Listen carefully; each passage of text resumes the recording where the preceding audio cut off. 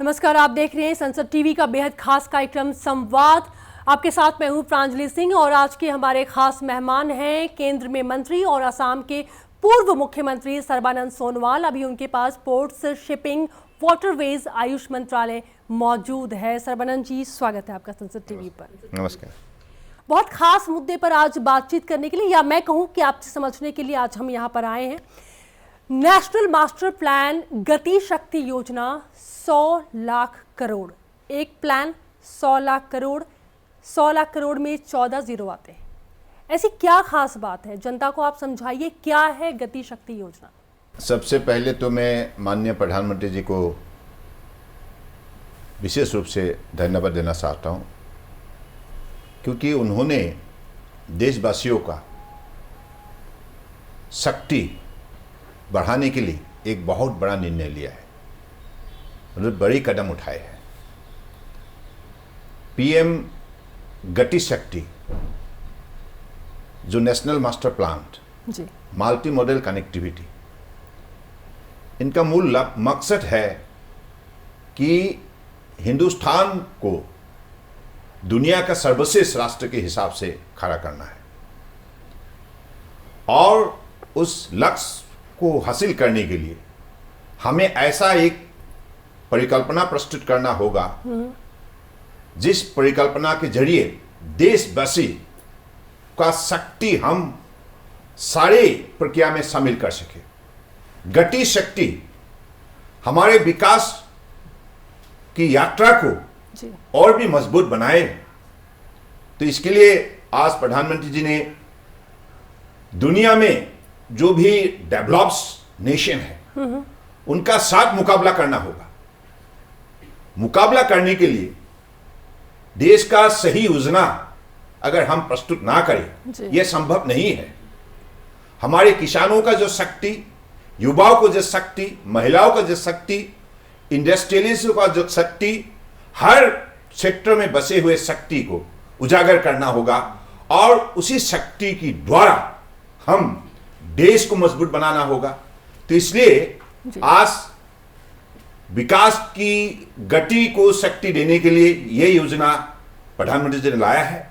और आपने देखा है जो हमारी जो भी अलग अलग मंत्रालय जो है, जिस मंत्रालय के द्वारा देश का अलग अलग प्रोजेक्ट हम समय पे लागू करने के लिए निर्णय लेते हैं और जनता को सुविधा देने के लिए हम काम करते हैं जी, जैसे सड़क हो, कनेक्टिविटी हो, कम्युनिकेशन हो, एनवायरनमेंट हो, एग्रीकल्चर हो, 16 विभाग को इसमें पहली स्तर पर जोड़ा गया है। लक्ष्य है सबके बीच में कोऑर्डिनेशन बने और सबको एक साथ लेकर, हर विभाग का अपना अपना कार्यक्रम होता है जी, साल भर के लिए। बिल्कुल। किसी विभाग ऐसे सोचता है कि हाँ मुझे इस इलाका में आज इस प्रोजेक्ट को लॉन्च करना है, सपोजिंग सड़क बनाना है जी, और उसी इलाका में हमारे जो जल शक्ति विभाग का भी कोई कार्यक्रम है और उसी इलाका में रेलवे लाइन भी जाने के लिए उसमें भी योजना बनाया गया है। तो अगर सब विभाग एक साथ मिल जाए, उसी हिसाब से यूनिफॉर्मली अगर उसको सेव दे, तो सही समय पर सही दिशा पर हम सही समय पर काम उठाने में सफल रहेंगे। बड़ी महत्वपूर्ण बात आपने कही। अभी आपके पास सर्बानंद जी पोर्ट्स है, शिपिंग है, वाटरवेज है, आयुष मंत्रालय है। 16 मंत्रालयों में एक आपका मंत्रालय, क्योंकि आपको जलमार्ग भी देखना है, बंदरगाह भी देखना है, पोर्ट्स भी देखने हैं। मुझे आप ये समझाइए, आगे हम आपसे और समझिए। अभी गुजरात में आपने अपने कार्यक्रम के दौरान बहुत जोर शोर में कहा कि प्रधानमंत्री के इस लक्ष्य को हमें लाने के लिए बहुत ज़रूरी है कि केंद्र और राज्य सरकार साथ साथ आए, सबको साथ लेकर चलना होगा। सुनने में बहुत अच्छा लगा, आपको बोलने में उतना ही अच्छा लगा होगा, लेकिन कैसे संभव हो पाएगा? संभव है जी, क्योंकि ये योजना जो है देश के लिए है। यहां राज्य में कौन सरकार है, किसका सरकार है, ये हमारे इसमें कोई मतलब नहीं है। मतलब है देश का, क्योंकि देश की भलाई के लिए ये प्रोजेक्ट लाया गया है, ये प्लान प्रस्तुत किया गया है।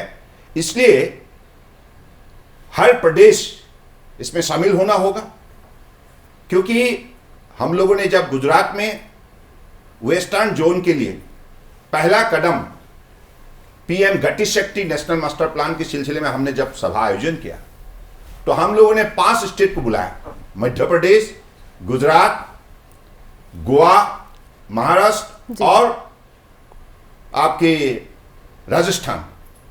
सब लोगों ने अपने प्रदेश से अपने अपने प्रतिनिधियों को भेजा, सब लोगों ने भाग लिया, क्योंकि सबके हितों के लिए है।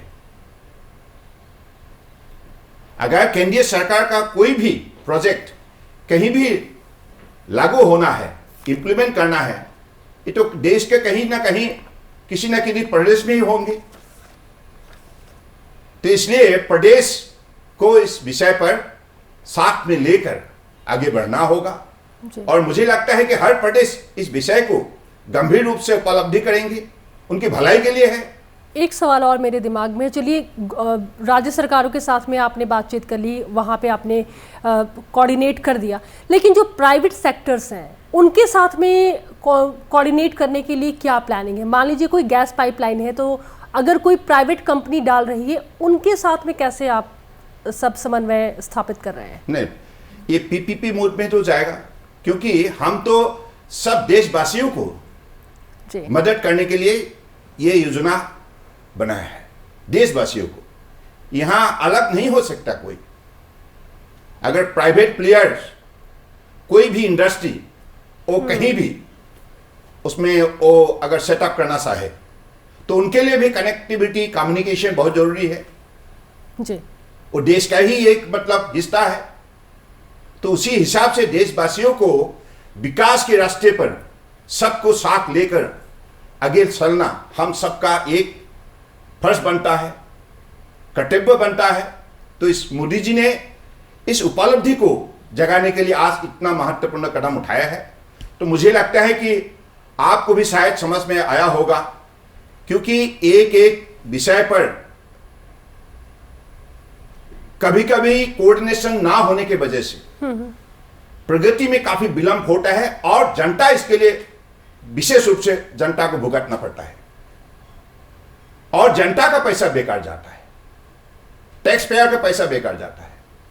तो इसलिए जनता का पैसा सही इस्तेमाल हो जी। समय पे प्रोजेक्ट हम खड़ा करें, ताकि जनता भी इस दुनिया का जो प्रतियोगिता चल रहा है 21वीं शताब्दी में, इस प्रतियोगिता में हमारा भी जनता बड़े मजबूती से भाग ले और अपना काबिलियत को दिखाए, अपना शक्ति दिखाए जी।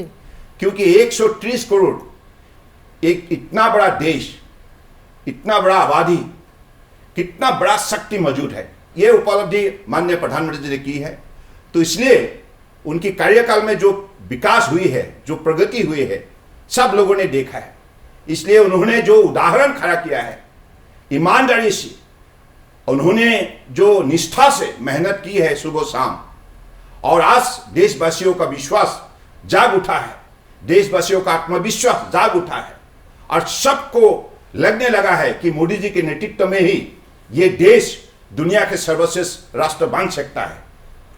क्योंकि इन चीजों को कनेक्ट करने के लिए, जनता को उपलब्धि जगाने के लिए मोदी जी का हर कार्यक्रम को वैज्ञानिक दृष्टिकोण से प्रस्तुत किया गया है।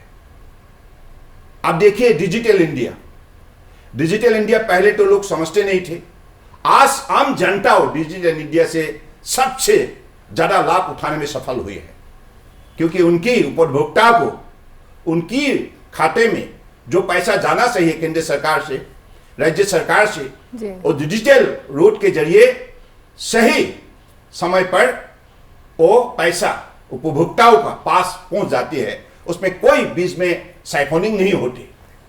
तो इसलिए मोदी जी का हर कार्यक्रम साइंटिफिक है, प्रैक्टिकल है, और एडवांस टेक्नोलॉजी से भरा हुआ है, और उसमें वैल्यू एडेड वहां एक बड़े महत्वपूर्ण इनिशिएटिव है। आपने डिजिटल की बात कही है, इस योजना को भी डिजिटल ही कहा जा रहा है। इसरो ने प्रॉपर इस पे काफी काम किया है सर्बानंद जी ने। मुझे ये समझाइए आप कि अब ये कहा जा रहा है कि इस मास्टर प्लान के बाद किसी भी निवेशक को बहुत ज्यादा अब होमवर्क करने की जरूरत नहीं पड़ेगी। अगर उसे कहीं भी पैसा लगाना है तो वो खुद अपनी तैयारी कर लेगा और वो बताएगा कि हाँ ये जमीन हमारे लिए सही है या नहीं। इसका क्या मतलब है? क्योंकि अवेलेबल इंफॉर्मेशन होंगे, एक प्लेटफॉर्म, कॉमन प्लेटफॉर्म डेवलप किया जाएगा जहां सारा विभाग की डाटा अवेलेबल होंगे।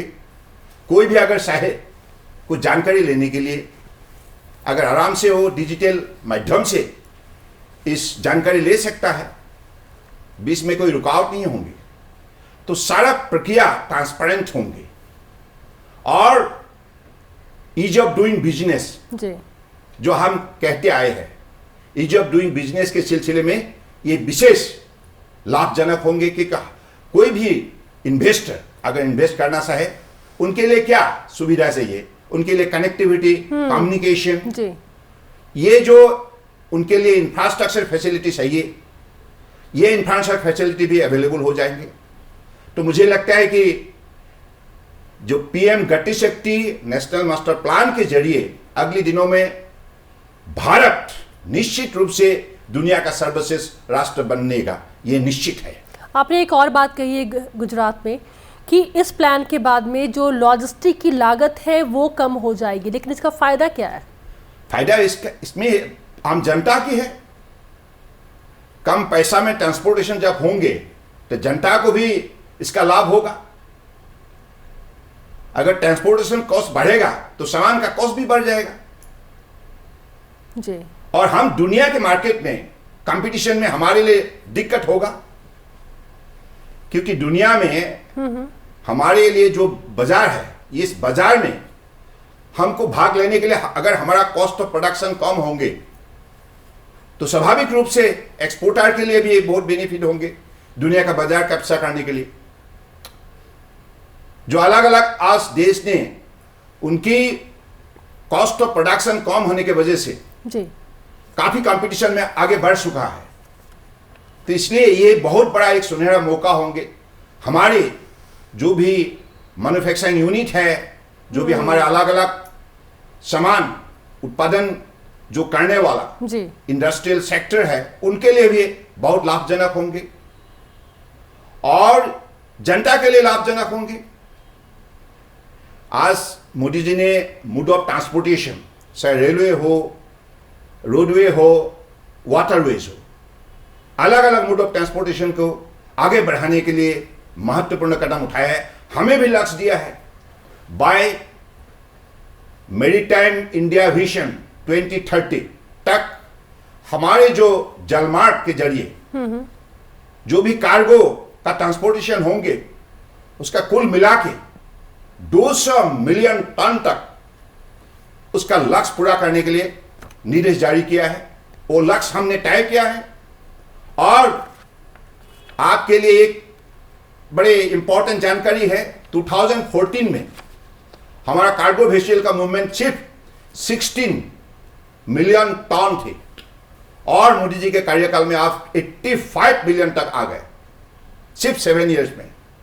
इसका मतलब है जो water connectivity, inland water connectivity, इस सिलसिले में भी जो मजबूत कदम उठाया है, जलमार्ग विकास जो प्रोजेक्ट है, 8 गंगा है, महाबाहु ब्रह्मपुत्र है, 111 जो नेशनल हमारे वाटरवेज है, इनमें से हम लोगों ने जिस जिस नदी पर विशेष रूप से कदम उठाया है और राज्य सरकार की तरफ से अलग अलग नदी में भी उन लोगों ने कदम उठाया है, इसके वजह से आज ये इनलैंड वाटरवेज भी काफी एक्टिव हो चुका है और अगले दिनों में और भी उसको बढ़ावा देने के लिए हमारे माननीय प्रधानमंत्री जी ने जैसे हमें सहयोग किया है, इसके वजह से और भी हम चाहते हैं कि हमारे नदी और सागर की जो भी कनेक्टिविटी ट्रांसपोर्टेशन के सिलसिले में, चाहे लाइक पैसेंजर्स वेसल हो, चाहे कार्गो वेसल हो, इन चीजों पर और भी आगे बढ़े, इन विषय पर भी हमारे विभाग की तरफ से कदम उठाया गया है। जी, आपने 2030 तक का लक्ष्य बता दिया, लेकिन अभी फिलहाल जो 2024-25 का जो हर एक मंत्रालय को एक टारगेट मिला है, कार्गो की कैपेसिटी आपको 1759 MMTPA तक पहुंचाना है और अभी केवल 1282 के करीब है, बहुत कम है। तो कैसे इतनी जल्दी, मतलब 24-25 तक आपको लगता है कि संभव हो पाएगा कि आप कार्गो की निश्चित रूप कैपेसिटी से आप हम लोगों ने हमारे पोर्ट का फैसिलिटी बढ़ाने का काम में हमें लगे हुए हैं जी। और पहले टर्न अराउंड टाइम 41 आवर्स थे। आप मोदी जी के नेतृत्व में आज हम उसको 28 आवर्स तक लाने में सफल हुए हैं। तो यानी कि जब आपके नेता बड़े विजनरी और बड़े कर्मठ होते हैं तो उसी नेतृत्व की द्वारा परिवर्तन में काफी बदलाव आ सकता है। ये मोदी जी के नेतृत्व ने ये स्टैब्लिश किया है, साबित किया है जी। कि हर सेक्टर में, सिर्फ हमने ये शिपिंग सेक्टर में ऐसा हुआ है ऐसा नहीं, पोर्ट सेक्टर में हुआ है, हर एक सेक्टर में, हर एक सेक्टर में आप देखिए revolutionary changes he could able to bring only during his brief 7 years time of his rule. So this is the, you know, the kind of energy, dedication, commitment, hard work, discipline, and above all his wisdom and skill, which has empowered the whole nation. मुझे एक बात और समझाइए, 111 राजमार्गों को, जलमार्गों को जो आप लोगों ने अभी राष्ट्रीय जलमार्ग घोषित कर दिया है, इसका क्या फ़ायदा मिलने वाला है? फ़ायदा मिलेगा। हम लोगों ने पिछली सेशन में इनलैंड वेसल जो एक्ट हम लोगों ने लागू किया है, मतलब पारित किया है उसको, तो इससे आप एक प्रदेश में अगर आप रजिस्ट्रेशन करें तो देश की अलग अलग 111 नदी पर आप अपने मूवमेंट आप कर सकते हैं जी। आपके वेसल मूवमेंट हो, पैसेंजर वेसल हो, कार्गो वेसल हो, आप आराम से कर सकते हैं। इसके जरिए नदी के जरिए सारे देश को कनेक्ट करना एक बड़ा एक कदम है। तो this is happening only because of the honourable prime ministers vision. पहले एक प्रदेश में अगर आपके वेसल का मूवमेंट सीमित रखना पड़ता था, अलग प्रदेश में जाने से फिर से उसी प्रदेश का आपको परमिशन लेना पड़ता था। अब एक ही आपकी काइंड ऑफ सर्टिफिकेट से आप देश के अलग अलग नदी में आप जा सकते हैं, आपका कारोबार कर सकते हैं, आपके पैसेंजर्स क्रूज को भी ले जा सकते हैं, हमारे देश को दिखा सकते हैं कितना खूबसूरत है ये देश। तो अलग अलग प्रदेश में आप जा सकते हैं। ये जो ease of movement in the waters sectors, तो this is possible only because of the honourable prime minister. So इसलिए ये रिवॉल्यूशनरी चेंजेस अलग अलग सेक्टर में हो रहा है जी। तो मुझे लगता है कि ये हमारे अर्थव्यवस्था में भी काफी ये मदद करेंगे।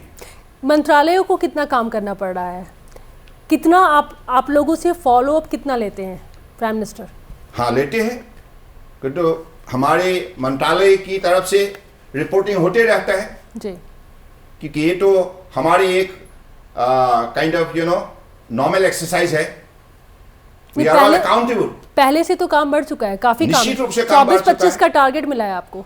मिला है और हमारे सब लगे हुए हैं, हमारी जितना भी टीम है मंत्रालय में जी। सब सेक्रेटरी हो, बाकी डाउन द लाइन जितना ऑफिसर्स स्टाफ जितना पोर्ट में है, रिवर सेक्टर में है, सी सेक्टर में है, everyone is putting their sincere effort in the respective area of operation activities.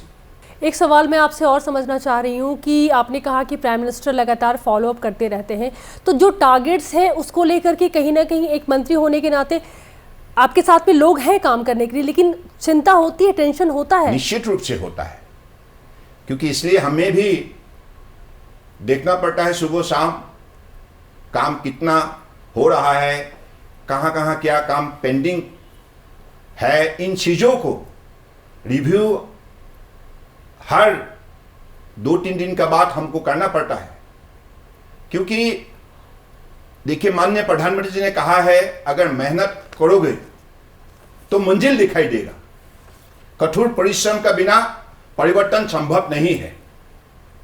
तो इसलिए उन्होंने खुद एक उदाहरण बन के खड़ा है, लेकिन हमारे आगे एक उदाहरण बन के खड़ा है। आपने देखा है मोदी जी कितना मेहनत करता है जी। हर दिन 20 घंटा तक मेहनत करता है और हर विषय पर गंभीर अध्ययन करते हैं।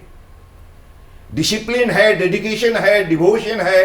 देश का अगर हकीकत में बताऊं, सही बताऊं तो ये हकीकत में बहुत निष्ठावान देश प्रेमिक है, देशभक्त है।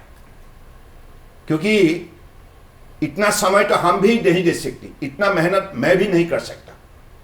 मुझे ये बात कहने में कोई दिक्कत नहीं होता जी। मैंने जीवन में इतना मेहनत करने वाला कोई भी व्यक्ति में मिले नहीं। मोदी जी को पहला व्यक्ति है जिनको मैंने करीब से देखा और हर विषय पर dedication, discipline, commitment, honesty, these are the I think exceptional quality he is possessing, and that is why he is exceptional, and that is why only during his 7 years of his rule all the revolutionary changes taken place, and because of these changes all the benefit is being enjoyed by the people of the country, all sections of society, right from Divyang, Kishan, Mazdoor, every section of ST, AC, Dalil, all sections of society, students, teachers, scientists, doctors, industrialists, every section of the society. जी। So this is the power of his personality. This is because of his honesty and commitment. और उन्होंने ये बात भी हम सबको सिखाया है, हर विषय को अध्ययन करना चाहिए, गंभीर रूप से अध्ययन करना चाहिए, समझना चाहिए। तो इसलिए खुद वो उदाहरण बन के हमारा सामने खड़ा है। इसके लिए आज आपने देखा है कि from the PM to the down to the ground, जी। आज हर व्यक्ति आज टीम इंडिया की स्पिरिट से काम कर रहा है और इसके लिए सफलता भी प्राप्त हो रहा है और सफलता का सभी लोग करीब से देखने लगता है। सबको आप ये महसूस होने लगा है कि he is the person who can bring all the changes to our life. और अब बात उस सवाल की जिस पर आपकी सरकार पर विपक्ष ने कई बार सवाल उठाए हैं। मैं आपसे ये समझना चाह रही हूँ कि इस मास्टर प्लान के बाद बार बार आप लोग कह रहे हैं, प्रधानमंत्री ने भी कहा है कि रोजगार मिलने जा रहा है, लाखों रोजगार जो है वो जनरेट होंगे। कैसे होने वाले हैं?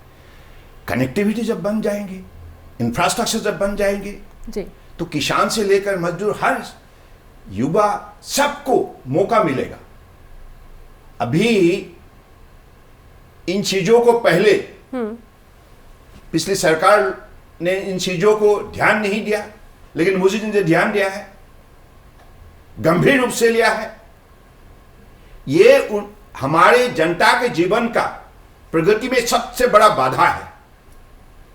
अगर इंफ्रास्ट्रक्चर सही नहीं हुआ तो लोग आगे नहीं बढ़ सकते। नहीं, रोजगार इससे मिलेगा, रोजगार मिलेगा।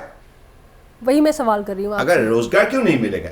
अगर किसी ग्रामीण क्षेत्र में सपोजिंग उसमें सड़क नहीं है, बिजली नहीं है, पीने का पानी नहीं है, रहने का मकान नहीं है ना जी, कम्युनिकेशन नहीं है, टेलीफोन नहीं है, कोई मतलब वहां डिजिटल कोई भी कनेक्टिविटी नहीं है, तो ये वो शहर वो लाइक गांव कभी भी आगे नहीं आ सकता।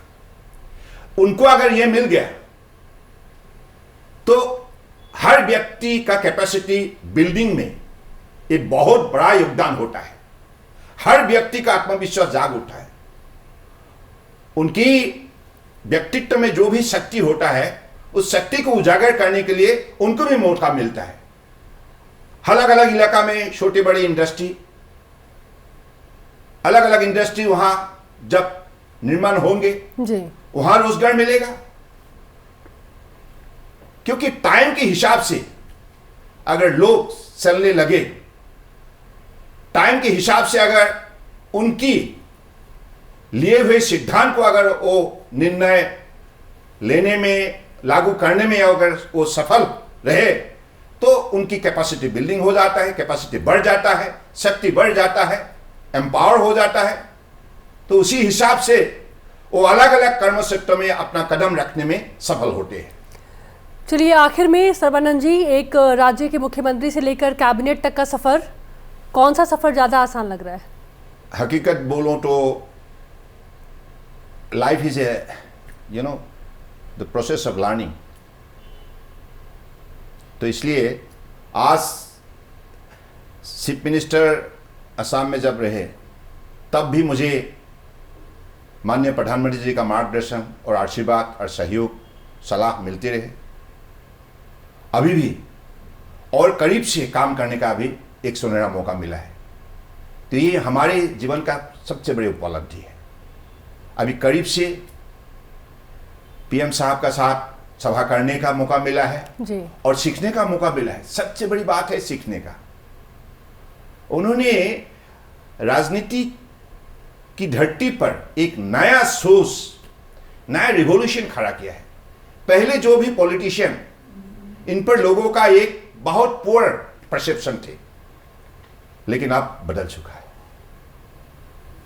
आप ये परसेप्शन बदलने में मोदी जी ने महत्वपूर्ण कदम उठाए।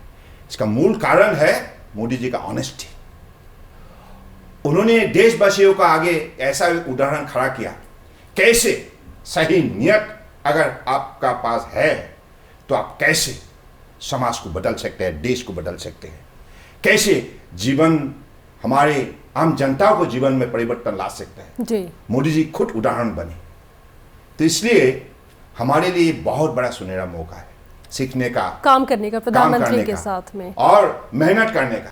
चलिए, बहुत सारी शुभकामनाएं और उम्मीद है कि जो, जैसा कि आपने बताया और बहुत अच्छे से आपने समझाया कि गति शक्ति योजना है क्या, क्योंकि जो जानकारी आप इस वक्त दर्शक को दे रहे हैं उनको भी समझने में आसानी होगी कि ये जो योजना है कैसे काम करने वाला है। बहुत बहुत शुक्रिया आपका संसद टीवी से बातचीत करने के लिए। धन्यवाद। किसी भी देश के लिए इंफ्रास्ट्रक्चर और अर्थव्यवस्था दो महत्वपूर्ण चीज़ है, क्योंकि इनके ऊपर ही देश का विकास टिका होता है। आने वाले 4-5 सालों में कहा जा रहा है कि देश काफ़ी बदल जाएगा और पावर ऑफ स्पीड हमें बहुत आगे तक लेकर के जाएगी। आज के लिए इतना ही। आगे भी आप सब देखते रहे संसद टीवी। नमस्कार।